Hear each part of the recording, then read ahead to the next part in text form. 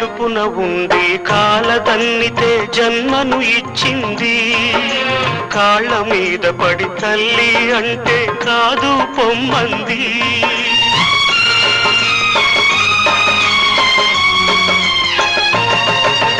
కడుపున ఉండి కాలదన్నితే జన్మను ఇచ్చింది. కాళ్ళ మీద పడి తల్లి అంటే కాదు పొమ్మంది.